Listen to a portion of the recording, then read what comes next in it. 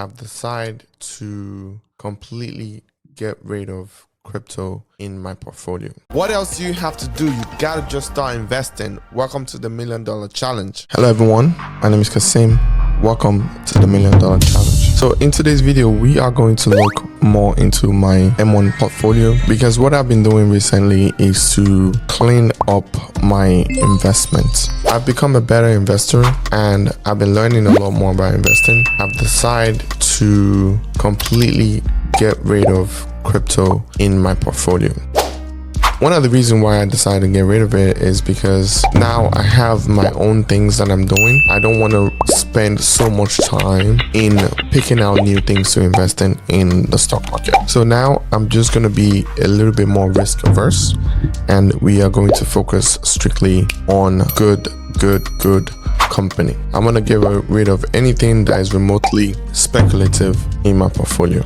I want to concentrate more into companies that sticky, companies that people use their services, companies that people pay on a daily basis to use. Now, what are some of these companies? We're talking Microsoft, we're talking Visa, we're talking MasterCard, we're talking Costco, we're talking Apple. In some parts, we're talking Berkshire, Warren Buffett's company. Those are the type of companies that I'm looking to invest my stock portfolio into. Now, I would say over the past couple of years, I've been a better investor because I've been learning a lot more about investing, and I'm trying to clean up some of the mistakes that I've made when it comes to investing. Now, here are some examples of mistakes that I've made in the past when it comes to investing. Now, cryptocurrency here, it's one of these sections that I have in my, current stock portfolio, right? I have a cryptocurrency section. Unfortunately, this has done disastrously. And I've been thinking basically like, what can I do better next time? Okay. Because in life, it's important to reflect on some of the mistakes that you've made, because results shows mistake. Like results like this, right? When you have disastrous results like this, when you lose 70% of your money, you got to look into it and say, why have I made these mistakes? And it's not easy. I mean, it's not a lot of money, it's not, compared to my investment portfolio, my investment net worth, it's not a lot, but it is still significant, right? $2,000. I worked for that money, and now the money is pretty much gone. I'll never see that money again. So it's very important to reflect on your mistakes, okay? And this video is going to talk about some of the mistakes that I've made with this investment. And one of the major mistakes that I think I've made was to not have a core theme of investing, whether that is like invest in a particular strategy, like saying I'm only going to invest in companies that are sticky, companies that collect tolls on everything. You have to pay them a little piece of your income in order for your business to run. But I'm going to be getting into those type of companies as we go along. But some of the companies that I'm talking about, like Microsoft, they collect tolls because it's subscription services, right? I'm talking about Apple. Everybody have to pay some money in order for them to be able to use. So some of the things that I'm doing is that I'm going to start investing in companies like railroad companies, Canadian Pacific, Union Pacific, Visa, MasterCard, Apple, Berkshire Hathaway, like S&P 500, my monthly income stocks, companies that people collect tolls. Like every time someone swipe their Visa is getting paid. I think when I was looking into Visa and the breakdown of their income, for every $100 that gets spent all over the world, Visa gets 25 cents. Oh my God! Wow! And then when we're talking trillions of dollars in transaction, 25 cents on every $100 adds up, right? So, and you own a piece of that $25, 25 cents, right? So those are the type of companies I want to be investing in. My thesis going into crypto is more like, let me invest a small portion of my network percentages into crypto and stuff like that. Like I was very big on investing in Coinbase because, they collect tolls basically. specifically for the crypto market. MicroStrategy, I really just invest in it because it was part of this. I didn't want to just put all my money into coin, and I just put a little bit of money into most companies that I researched that have something to do with crypto, whether that is mining, whether that is this or that, storage and all that stuff. But they've all proven to be legit disastrous investment. But why is it that I'm taking the opportunity to sell it? It recently has gone up a lot. This year has gone up 22%, and year to date from last year to this time, which we are in October 9th, right? It's gone up 112%. So let me use this opportunity to get rid of it, because it was really down a lot more before, right? So let me use this opportunity to get rid of this crypto section, and that is what I'm doing. Now, I'm going to look at some of these companies that are in here so you guys can see the reason why I'm getting rid of them. Because when I set up this crypto section of the portfolio, I never actually have this next software that I'm going to pull up for you guys now and show you. I never have this software going on at that time, which has made my investment a little bit better, especially me analyzing stocks and analyzing different investments. This has actually made it a lot better, to be honest. So if we look at a company like MicroStrategy, that's one of the companies that I showed you earlier. We look at the breakdown here. They're about 4 billion in market cap. Let's start over here, right? Their cash, 65 million in cash. They have a debt of 2 billion. And I don't like investing in companies that have a lot of debt. So I used to invest in companies that have a lot of debt, but I don't do it anymore. I like to invest in companies that I know that they are making money. So when I invest in it, the company is making money. I'm trying to be safe. Basically the same way that I operate my personal company, the Bada organization. I like to have cash, and I want to invest in companies that like to have cash as well. So if we look at MicroStrategy here, their balance sheet is pretty much in the negative. That's to start. So if you now start looking at all their margins and stuff like that, everything is negative. They have 41% profit margin, but their operation takes it all. Every quarter, their earnings is negative. Their earnings is always negative. Free cash flow is negative. Everything is negative. So right now, the stock has gone up a little bit higher than the previous times, right? If you look at 10 years, we've had some spikes here. I don't necessarily know what happened this time. I never invested then, but the past 10 years, we've had the stock has definitely had some ups and downs. Now, this was in 2021. That would have been the best time to sell it, right? But the next best time for me to sell this stock is right now, because this year is up 131%. So it would be a good time for me to sell it and get rid of it, because at any given point for me, the stock is down and the operation of the company is negative. Like I showed you earlier, right? Their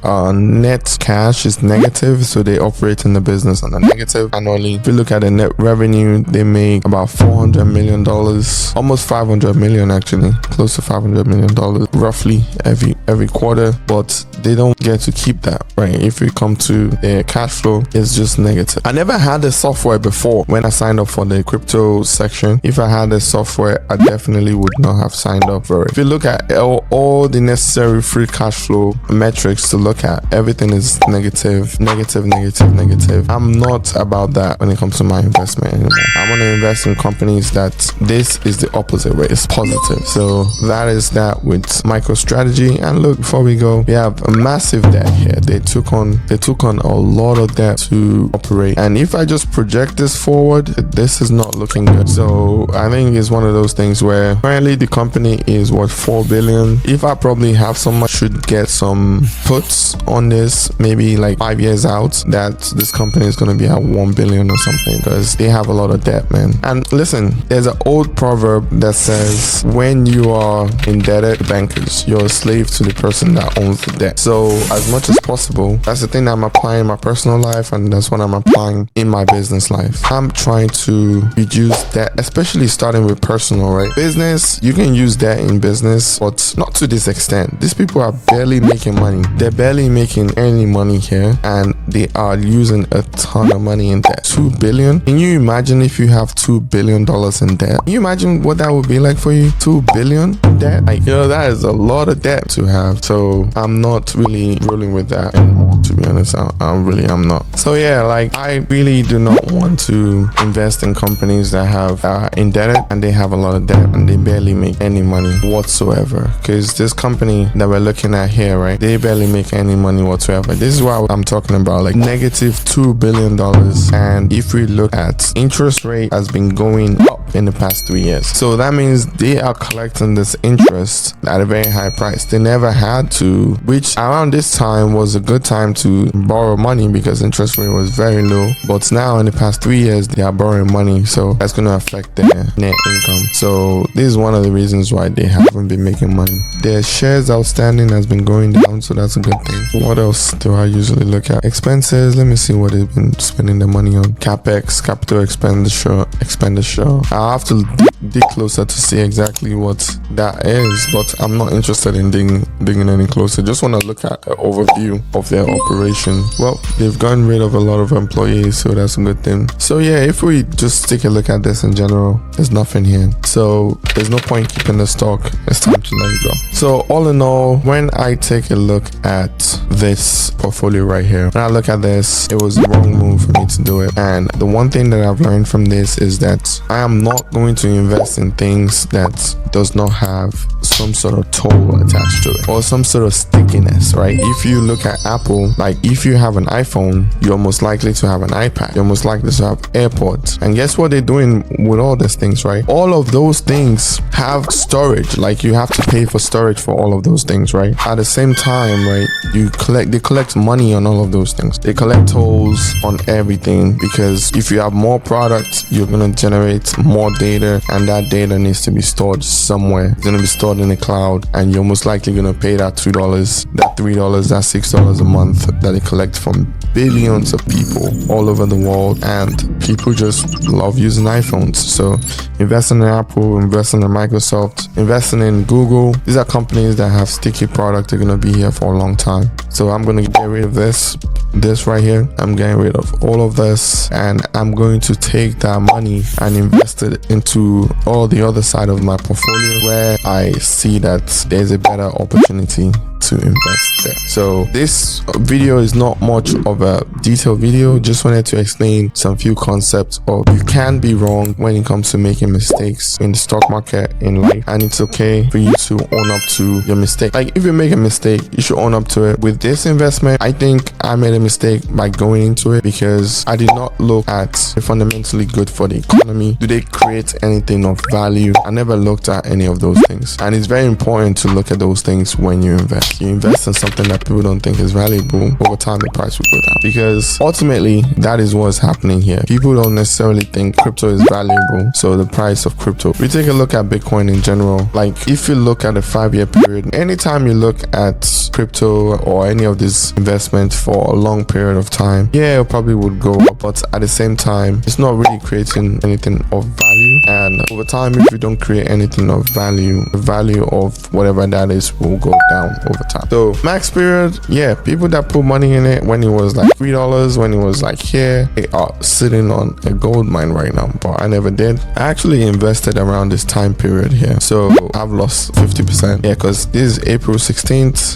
That's when I basically started investing, roughly April 15, 2021. If I take a look at when I started, which was right here, April 9th, April 16th is right here, 15, 16, right? So the only time I had the opportunity to sell was a few months after. So I started investing at the top of the market, so which was very wrong for me. But at the same time, I look at 5-year period, so I'm not looking to wait for that 5 years. I don't think it's gonna recover back to it, and if it recovers back to it, it'll probably get right here. But I'm missing out on the opportunity cost. Well, I could invest this money somewhere else, and this money can be earning me, you know, like 10,000 invested over time has at least earned me 800. Now if I add that money into this section, right, because I need to add at least about 8,000 to get this portfolio balanced. I add it now, I've increased the amount of money that I'm going to be making over time here. And these are all ETFs that collectively they pay me dividend on a monthly basis, right, ever since I had it. So some of them is they've paid up to 200 so far. So these are better places for me to put that money, put it into a very, very productive asset like something like this, where I put the money into my monthly income section of the portfolio. It will bump this close to 1200 12,000, and we have all these very good ETFs here that are producing